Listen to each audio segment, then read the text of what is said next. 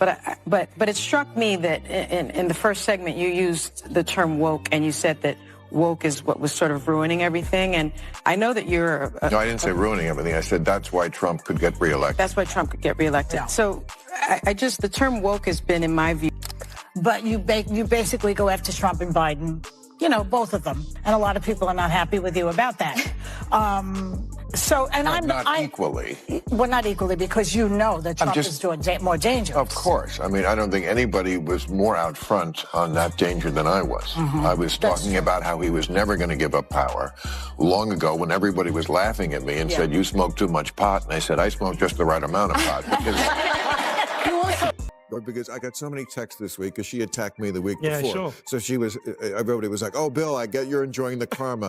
First of all, I'm going to talk about this at the end of my show next week, teaser.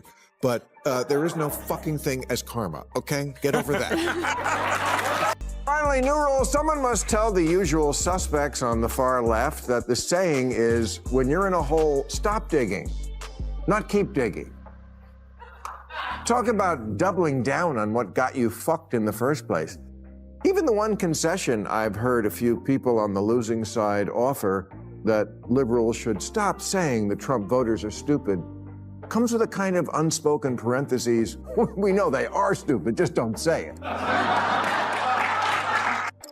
We are not young, but we don't present as old. Yeah. Biden does. I saw him yesterday making that speech. Yeah. I mean, I'm sorry, he's cadaver-like. But his brain is good. He's still great. The king of chaos strikes again. That legendary middleman who's got a talent for leaving folks scratching their heads just tore through the view like a wrecking ball. And yep, he dropped Whoopi Goldberg and Sonny Hostin's names like hot grenades.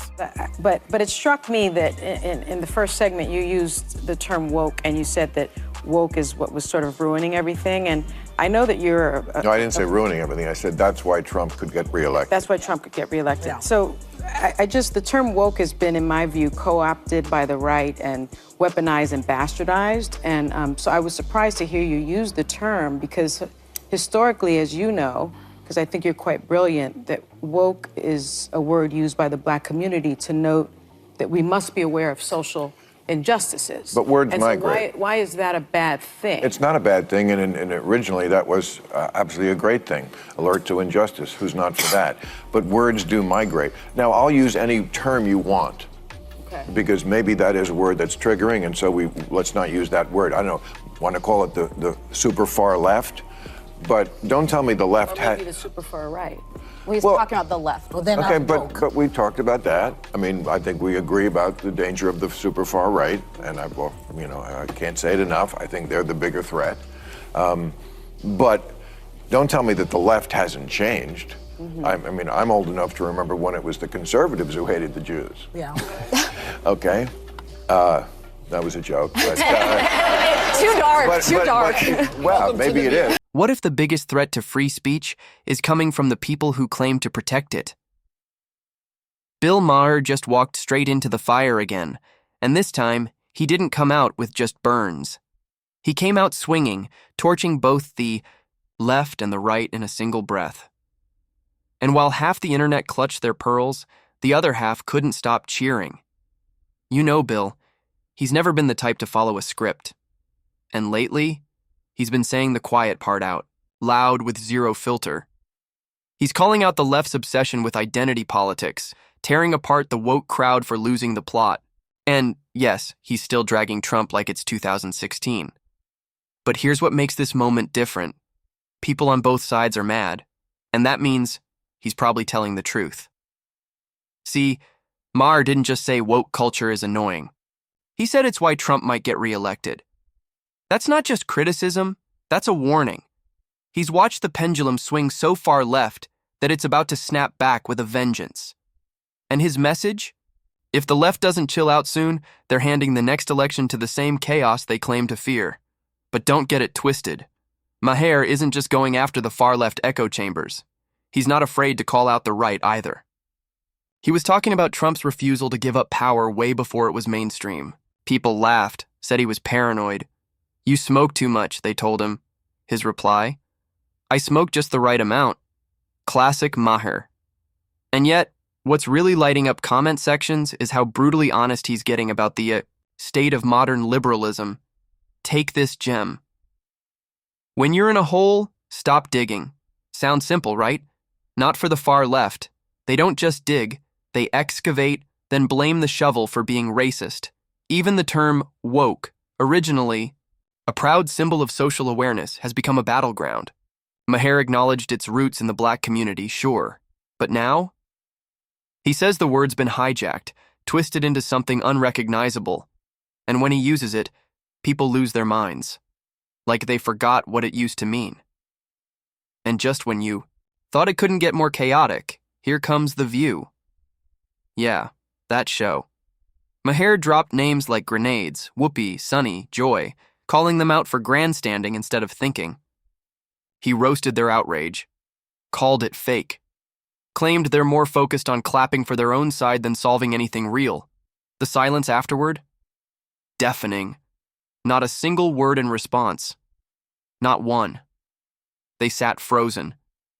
Because what can you even say when the truth hits that hard? And then came the real explosion, the Israel-Hamas debate. This wasn't some vague both sides segment. Maher called Hamas a terrorist group with genocidal intent. Straight up. Said they've started 5 wars since getting land. Accused them of taking aid and spending it on tunnels and bombs.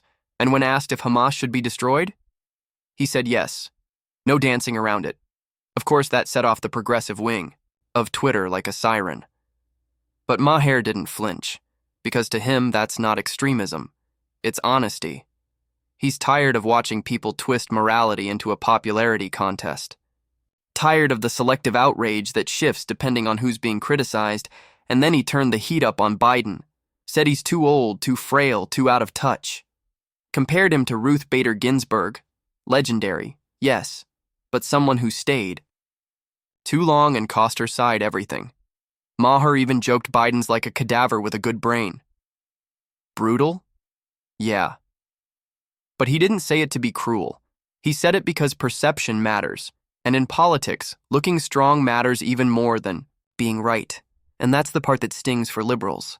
Because even if they agree with Biden's policies, they can't ignore the optics. Meanwhile, Trump? Just as old. But he doesn't present that way. That matters to voters.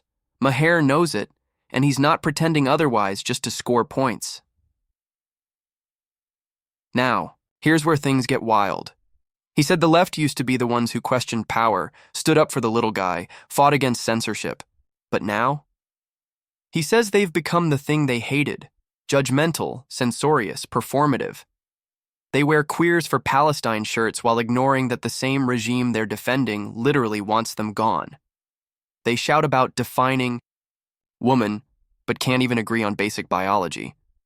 They turn classrooms into battlegrounds for ideology, then wonder why voters are running the other direction. Maher isn't just pointing fingers. He's dropping mirrors. And the media? Oh, he went off. Said PBS and NPR are so far left they can't even pretend to be neutral anymore. Called out his own namesake, Catherine Maher, for claiming NPR is unbiased. His response? Give me a break, lady. And he's right about one thing. Those media giants aren't what they used to be. The more they shout truth matters, the more they twist facts to fit the narrative. And audiences? They're waking up. They're tuning out. They're done being gaslit by people who flip-flop every 48 hours and expect nobody to notice. But maybe the most savage moment of all came when Maher said the far left is acting like a royal family with too much inbreeding. Their ideas aren't evolving, they're mutating. And now they're so deep in the bubble, they can't even hear outside voices. They scream, "Get with the program," but forgot to make a program worth joining. He even dragged the way these echo chambers treat dissent. Shut it down. Mock it. Wrap it in smugness. It's not debate. It's domination. And when someone finally pushes back, they freeze. Because they're not used to being challenged by someone on their own side, and that's the key to why Maher hits different right now.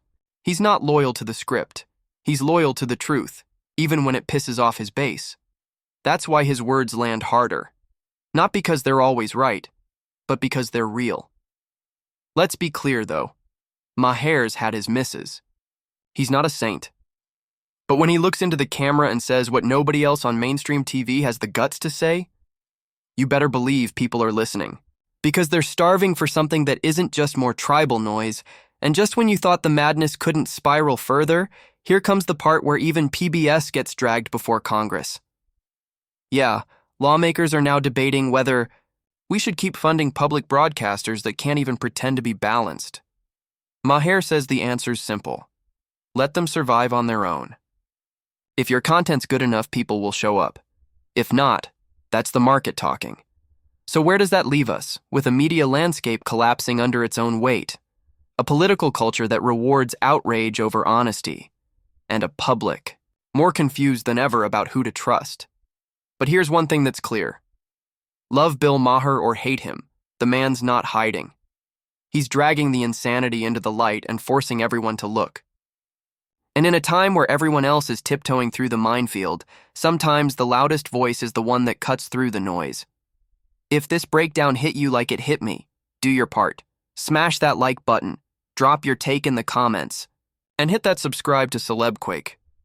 Because trust me, this ride isn't slowing down anytime soon. And next time, it's gonna get even wilder.